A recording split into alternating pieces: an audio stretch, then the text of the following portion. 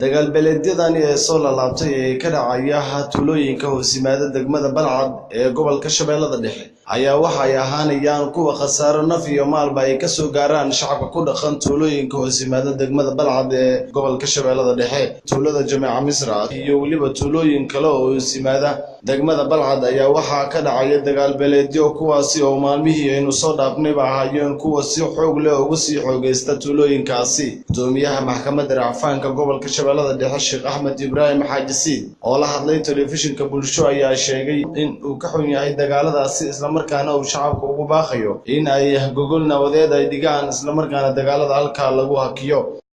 baaq u jeediyo dadka walaalaha ah oo Soomaaliyeed oo heer Hirshabeelle gobolka Shabeellaha Dhexe khaasatan labada degmada Balcad iyo degmada Jowhar dadka walaalaha ee ku dagaalamaya dagaalkooda soo cusboonaaday ayaa rabaa inaan baaq u jeediyo midda ugu horeysa waxa weeye walaalayaal dagaalku sidiisaba ma fiicna diintana kuma banaana shareecadana kuma banaana dastuurkana kuma banaana markaan diinta xaggeeda aan u dhexno umirtu an uqaatila xataa yaqulu laa ilaaha ila allah fain qaaluu acsumat minii damaa'ahum wa amwaaluhum ilaa bixaq laba ahlu tawxiid ah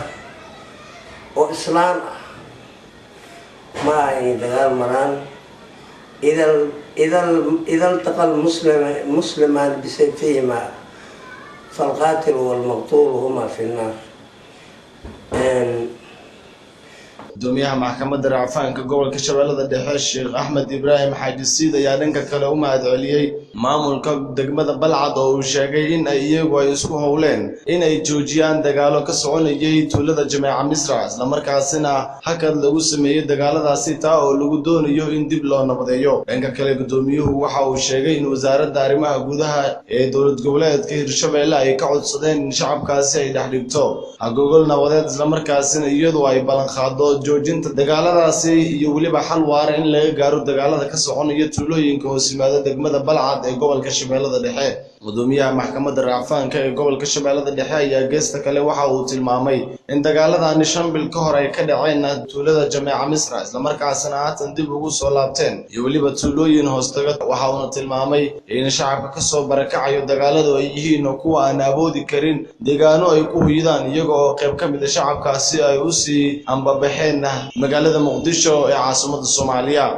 Hirshabeelle gaar ahaan wasiirka arrimaha gudaha oo hor u ballan qaaday in gogashii isdadeji doono maadaama meesha baahi badan ay jirto in la soo dadejiyo gogashii si ummadaas arintooda hal dastuuri ah oo dawladeed loo gaaro lana kala dadkii barakacayaashana dib loo soo celiyo taas ay waxaan codsanaa muxuu ahaa dowlad goboleedka Hirshabeelle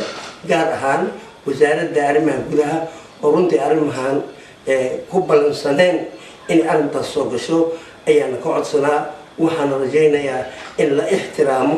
nabadda in la ixtiraamo shariicada islaamka hadalka gudoomiyaha maxkamadda racfaanka ee gobolka Shabeellada Dhexe Sheekh Ahmed Xaaji Ibrahim Siid ayaa waxa uu ku soo aadayaa xilli gobolka Shabeellada Dhexe ay hareereeyeen dagaal beeleedyo kuwaasi oo ka kala dhacaya tuulooyinka bari dhacaya magaalada Jowhar Cabdifataax Ahmed Maclow Cabdifataax Zaki Bulsho TV